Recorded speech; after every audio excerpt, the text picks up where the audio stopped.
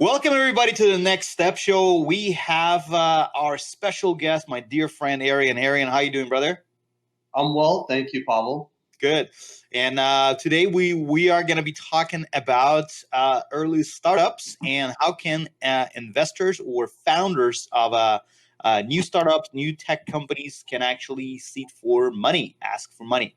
But first, let me tell you that if you are looking to expand your business, hire a professional to work outside your office virtually, you need to look at VirtuDesk. VirtuDesk is our sponsor, and VirtuDesk is the virtual assistant company that provides virtual assistants who can work for your company outside your office remotely and for a fraction of a cost. Now, we out of it, so let's get to NextMe. Arian Abdulkader, he's a founder of a tech startup, NextMe, and he's been a good friend of mine for a long time actually.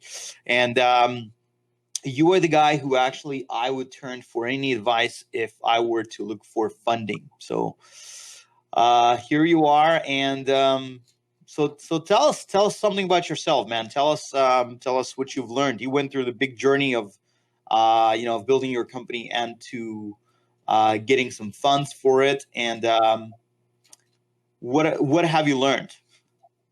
A lot. Thank you for having me today. Yeah. A lot, and funding is it's a good learning process and learning curve. It's not impossible. You only need that one investor to believe in you, and that investor will help you to get another investor on board. But it is a journey. You do have to. It has to make sense to you as an individual and to the investor as well as a scalable business. Ultimately, not every business needs investors.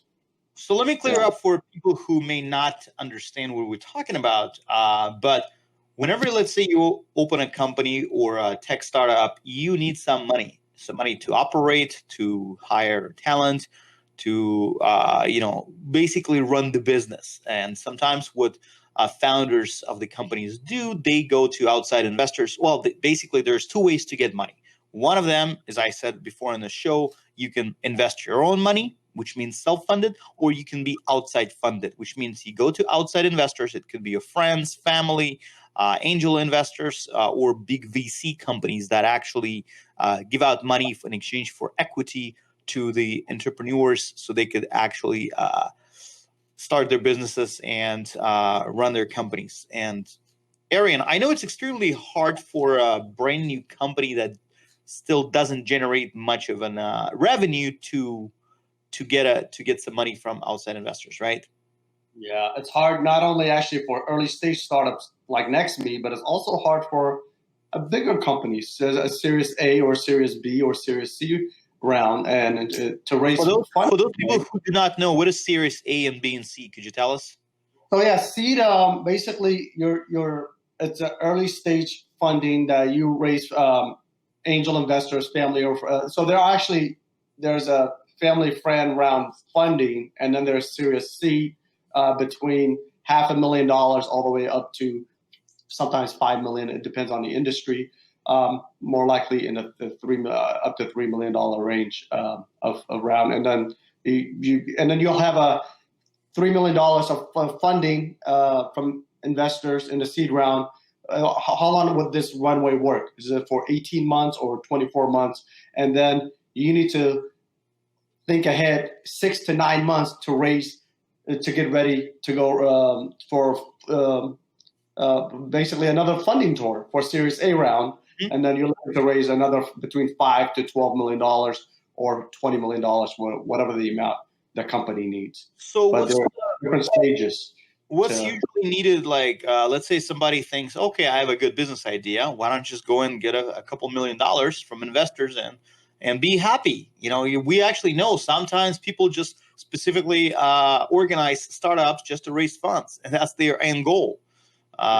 How and probably the investors know about it as well. So how do they vet through legitimate ones, that do want to like your company that actually is operational and providing value to the consumer versus those who just have a, let's say, so-called like a dummy startup that gets just gets the money? How do they vet through that?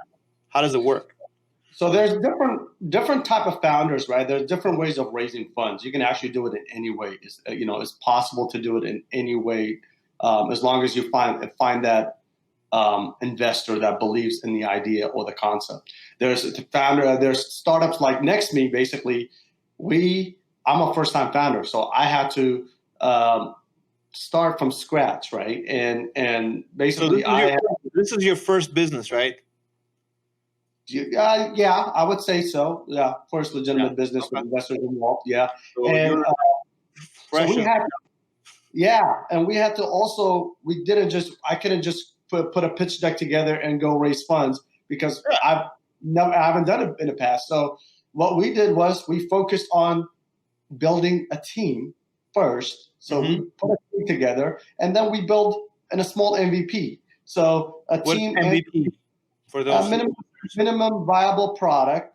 And basically we only focused on iOS. We launched the NextMe MVP stage for the first 6 to 8 months, and we put it in users' hands. We got tractions, we got partners, we got revenue from it, and that's how we generated our investor from the MVP stage. Now, once we got the investor involved, now we have a little more, a lot better quality product with the funds that we received. Got it. But there's also founders who can go out there and raise a lot of funds without even starting the business, just on an idea base. But they've done it before, and they have the connections to do it. Okay. So the question is, how do you actually scout for investors and find investors who are, this is from what I heard, this is a pretty much a full-time job in out of itself, that to go and look for people who would invest into your business, right? Absolutely. Yeah.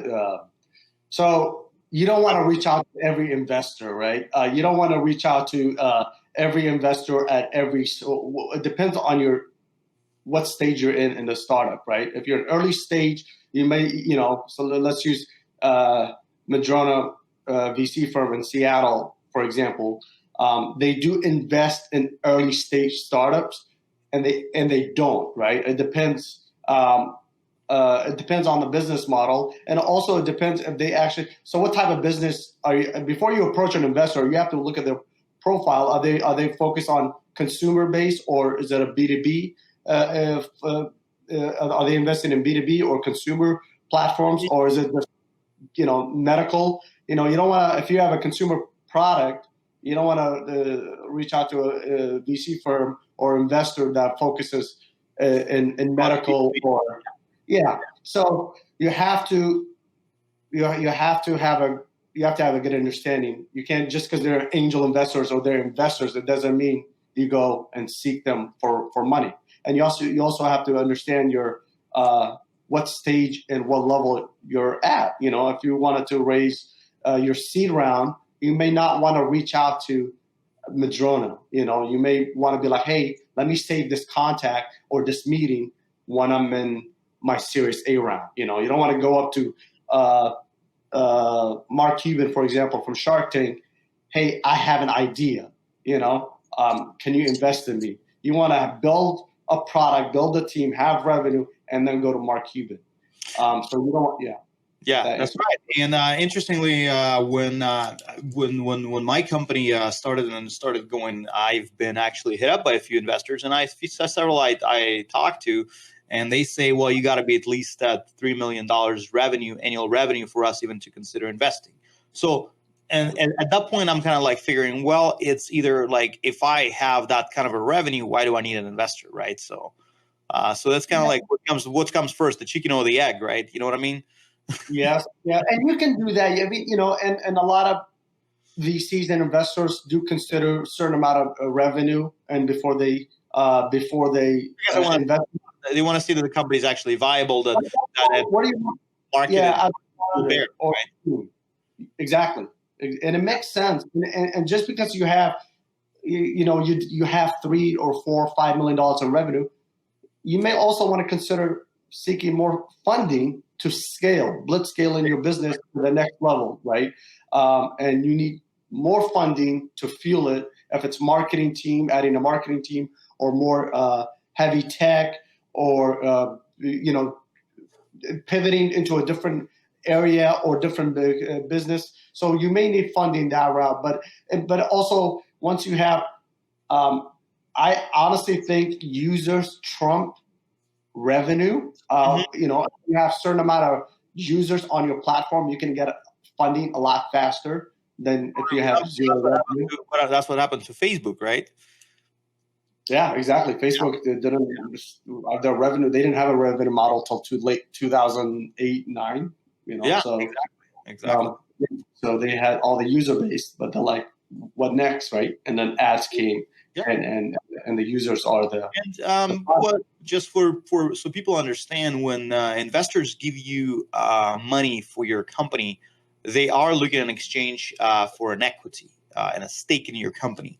So sometimes you can give away, like, I don't know, 10, 15%, probably, I don't know. But the ultimate question is, how much of a equity versus control do you have to give away in order to attract funds? So, that's, all investors are different. So, Arian, what's your thoughts on that?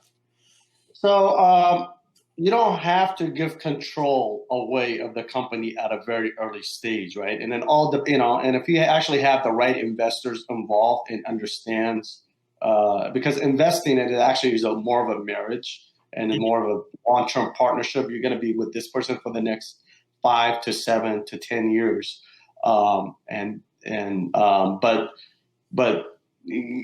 terms of you have to.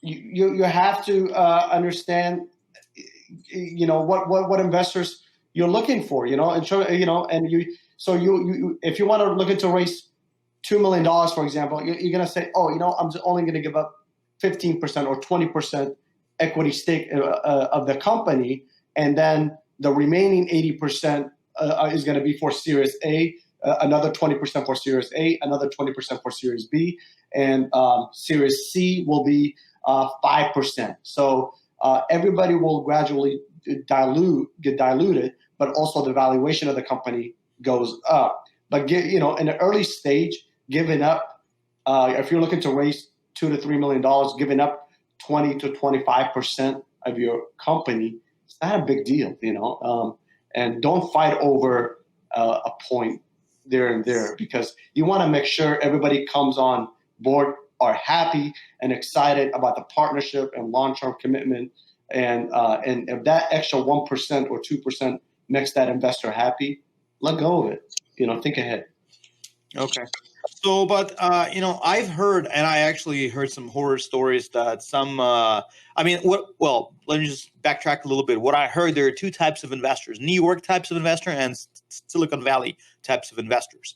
And New York type of investors, they are more likely to grab control of the company, and sometimes can even fire you as a founder from the company.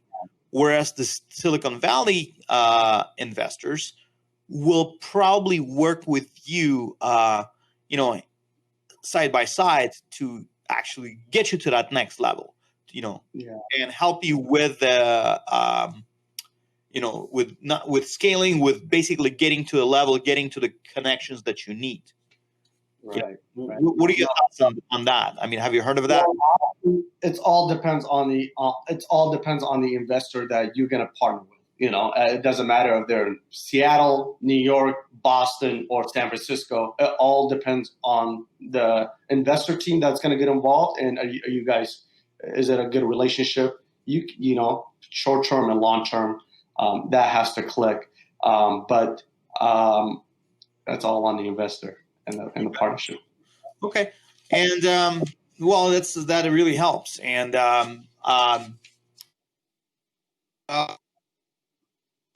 before we next talk about the next subject, I want to say that another sponsor of today's podcast is Nexus Realty. If you're a real estate agent in Seattle area and you're looking to hang your license at a company that is cloud-based, 100% virtual, and offers 100% commission, please check out Nexus Realty in Kirkland, as the company will offer you 100% commission. You can also generate leads through the company and receive a full support while never setting foot in the office, because Nexus Realty is 100% cloud-based, 100% commission office. Thank you, and yeah, that's very interesting, Arian. This is very exciting, and so my next question, I was kind of like pondering about that for a while. So let's get back to control.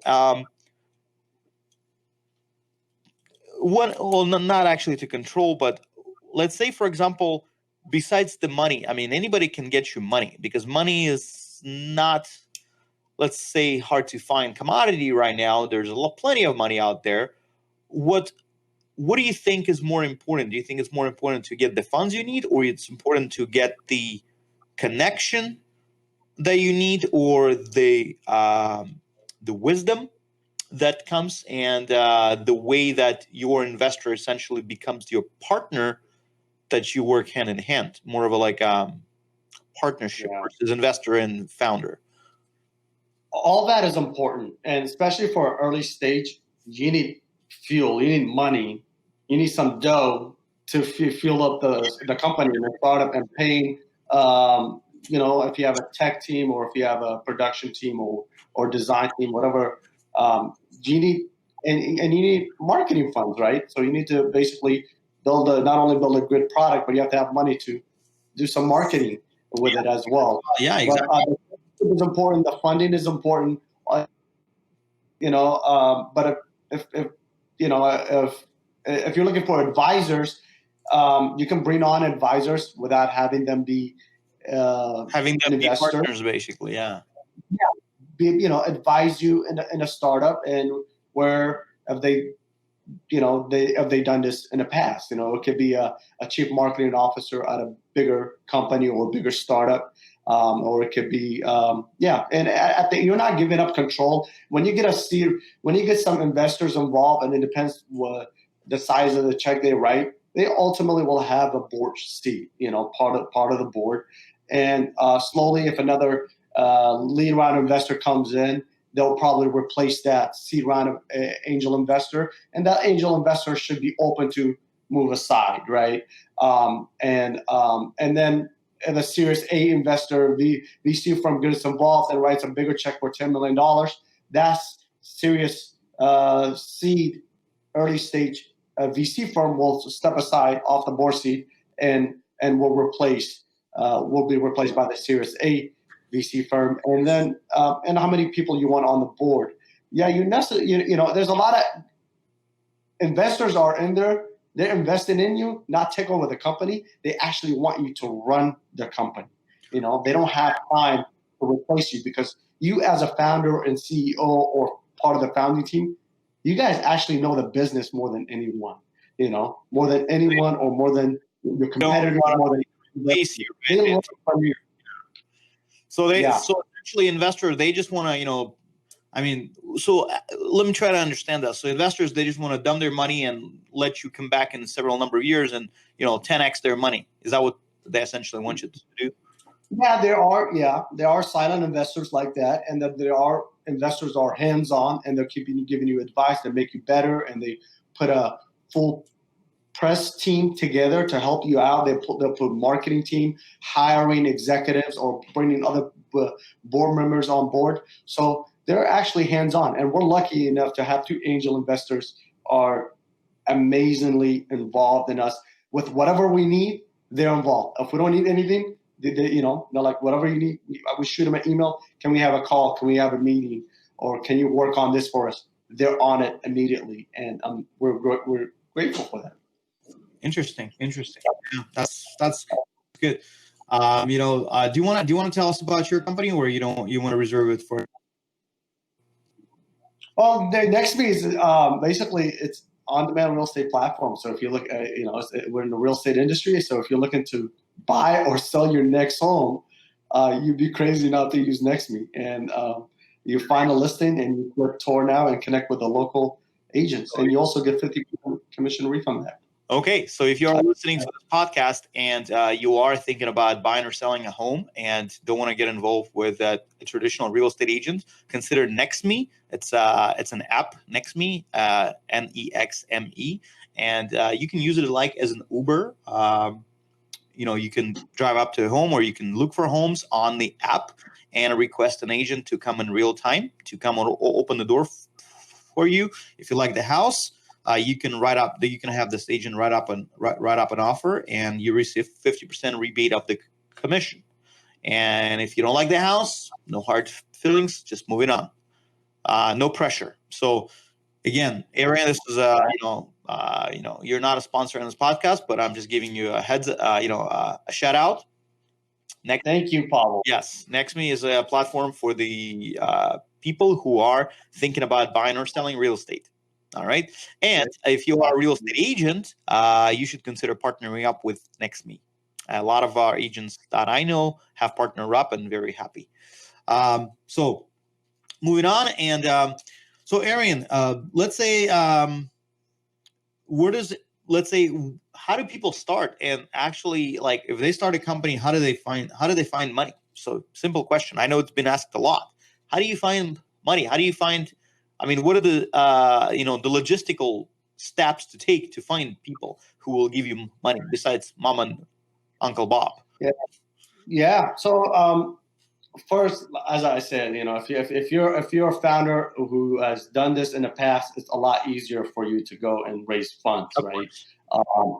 But if you're a new founder and looking to do a startup, start with a product first, and get some users traction and get some revenue going. Be part of an accelerator program. NextMe, we are actually. What is accelerator? Could you talk more about it? What is accelerator? Yeah, so we're part of WTIA, it's Washington Technology Institution. So basically, it's a group of startups in the Seattle area, and basically, but in order to be part of that accelerator program, you also have to have a product, a team, or some kind of revenue, for them to accept you. But they'll take you under their wings, and they'll guide you how to build a company or build a team or get in front of investors, or how to pitch investors with a pitch deck, or and they'll get attorneys involved with the legality and what kind of term sheet are you going to provide angel investors, or you're not going to give a VC firm a term sheet. They actually give you a term sheet. So it works the other way around. So there's so many, and you get to be part of this cool group with other founders, and you learn from them. But if you're a first-time founder, just focus on what are you solving. Product, right? What problem your product solves, basically, right? Exactly. What's the solution to it, and go out there and sell it. And building a product, I've learned it's complicated. It depends how heavy of a. It depends if you're in a medical or if you're in. But basically, the idea, I understand that you're not gonna get just money just for your idea. You need to have some sort of MVP, minimum viable product that and has some users already, so it shows that what revenue already comes in. And so the only probably way you would need funding is just to scale and to generate more revenue, and to improve the product and keep running it, keep operating it, instead of just, hey, I have an idea, I have a light bulb idea right now, let me get some money and I'll see how I do with it. No, the investors want to see that you actually have done something already. Okay. Before you have to, you can't just go in there with an idea. Everybody has a great idea. It's all about execution. Uber idea, new Uber. This is Uber of that. This is Uber of this. Yeah, or Airbnb of that or that, and yeah. So, but you got to see if the customers want it and customers are using it, and just go from there. And the team is everything. Once you have the right team and a right team in place, you can actually build anything you want. If these guys are on board, that's it. That's all that matters. Perfect. All right, Arian. Well, I need to wrap it up. It's been a pleasure seeing you and talking with you, brother. Hopefully we'll do another one soon. So we'll talk about other aspects of the business. I'm very curious to talk to you about what your thoughts on development and real estate, what's going to be happening in real estate business, since there was a recent announcement that Zillow started to hire agents to do their job, to actually work on salaried, on commission. That's a big step. I'm sure you're aware of it, right? Nothing new. You should not be surprised. I'm not surprised Yep. at all. But Yeah. this is basically going to be milestone change in the real estate industry, and I'm glad you're there, brother. I'm glad you actually and that's in this change, and you are part of the change. So thank you for coming in, and let's have another conversation maybe sometimes next week and or so, because I want to hear your thoughts as far as what's the future going to hold for the real estate profession and business. Exciting. I look forward to it. All right, brother. Thank you very much. Yeah. Thank you, Paul. And if you guys like this podcast, please be sure to subscribe.